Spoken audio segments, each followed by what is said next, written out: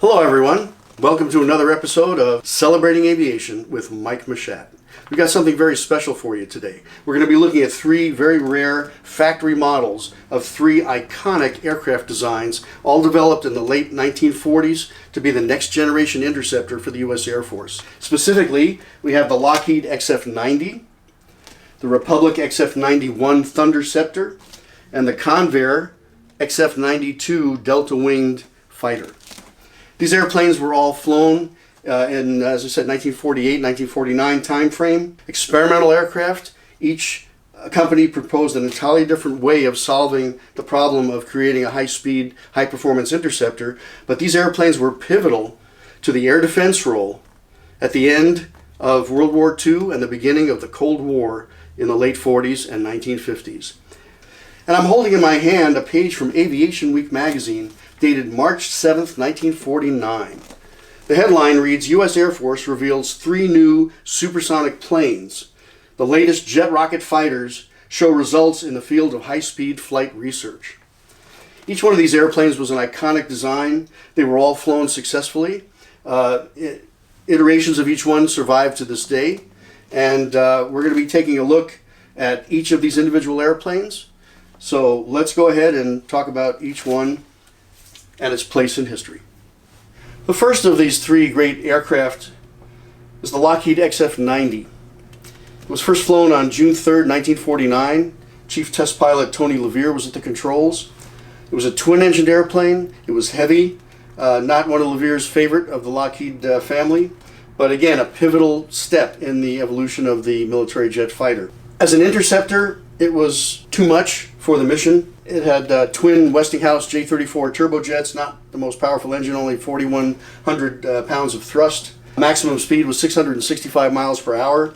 It had a 2,300 mile combat range and a service ceiling of about 39,000 feet. Not bad, but not setting the world on fire necessarily. It had a single pilot cockpit with a bubble canopy, pointed nose. You can see here some of the evolution into the F-104. The intakes are kind of an evolution from the T-33 P-80 F-94C Starfire design. Basic swept wing, not even 35 degrees sweep. This is interesting too. If you see here, it's a much milder sweep, probably about 30 degrees, and yet closer to 40 degrees on the tailplane. So it was an odd mix of design elements, and overall a good-looking airplane. How many of you built the Aurora kit of this? I certainly did. Had trouble getting those tip tanks on there. You're all smiling, I can tell. But this beautiful factory model depicts the XF90 in all its glory. Two were built. One was destroyed in ground testing, armament testing. The other was nearly destroyed on a weapons range during testing of nuclear devices. This probably, I want to say the forward half of the airplane survived. And after being decontaminated from the radiation for obvious reasons, it went to the Air Force Museum in Dayton, Ohio, now called the National Museum of the Air Force. And they're going to display it, as I understand, they're going to display it in the as-found condition on that range. There's not much left of it, but you can see the shape of the airplane. Most of the nose is missing.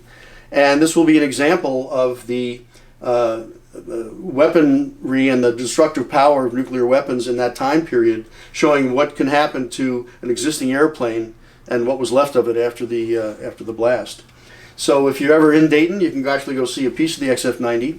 And now let's move on to the XF91. What we have here is a rare piece of aviation history. Inside this case is a one-of-a-kind factory-built model that we're going to see in a moment.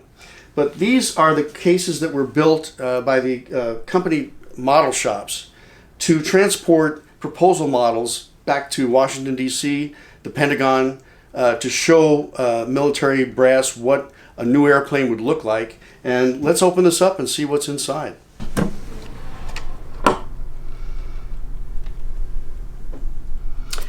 Here we have a 1/32 scale Republic XF91 Thunder Scepter, an airplane that was developed in the late 1940s, early 1950s, and has the distinction of being the first aircraft in the world to achieve supersonic speed in level flight.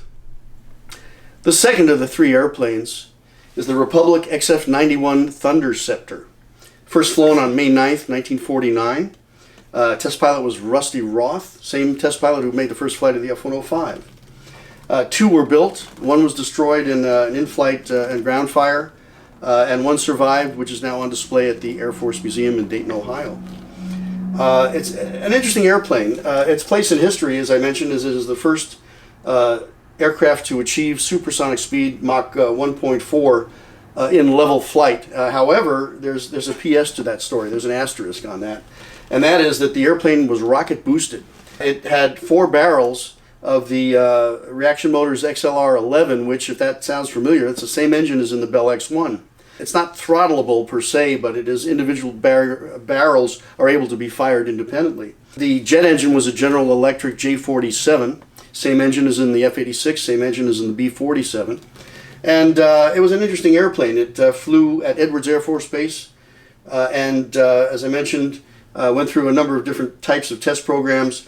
The way it is displayed in the Air Force Museum is it has an F-86D type radome with a chin intake, so it has a different look than what you're seeing here on the model. But this model was made in the Republic factory model shop in Farmingdale, New York, and it's an exquisite example of the XF91. Last thing to mention, it had a very novel windshield configuration, and had, in a way, what could be considered the first head-up display for a jet fighter. The gun sight was projected onto a piece of flat glass that was inside the triangular windshield foreplane, and that created an image where the pilot did not have to look down into the cockpit. So in all, again, never went into production, but a pivotal step toward the F-105 Thunder Chief, and a great airplane for Republic. Really did the job, and a good-looking airplane and a great-looking model as well. The last of the three airplanes, possibly the most significant, Convair XF92.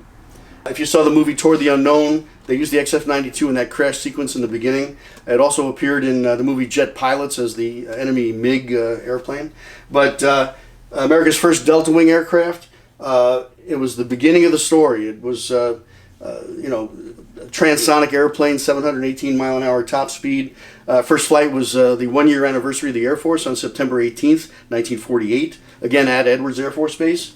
It was the beginning of the show. It was the beginning of the story. The XF92 evolved into the YF-102, the beginnings of the Delta Dagger, F-102 Interceptor, the F-102A, where they went from the barrel fuselage that you see here to the area-ruled Coke bottle fuselage, which gave the airplane supersonic performance.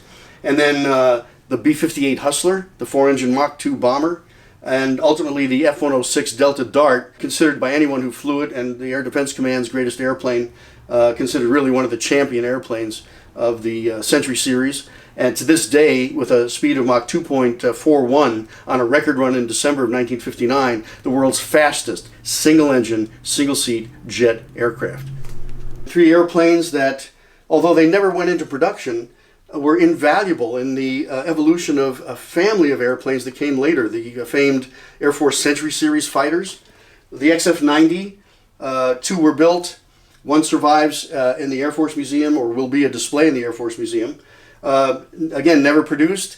It was a bit heavy for the role, but a lot of the systems and design architecture evolved to the supersonic Mach 2 F-104 Starfighter.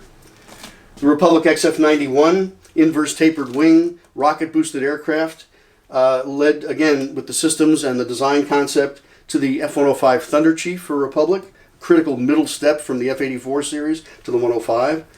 And of course the XF92 was the progenitor of an entire family of Delta Wing airplanes, starting from the F-102 Delta Dagger, the B-58 Hustler, and of course the F-106 Delta Dart, the world's fastest single-engine jet airplane to this day. So there you have it. I hope you've enjoyed this episode, and as always, thank you for watching, and until next time, take care.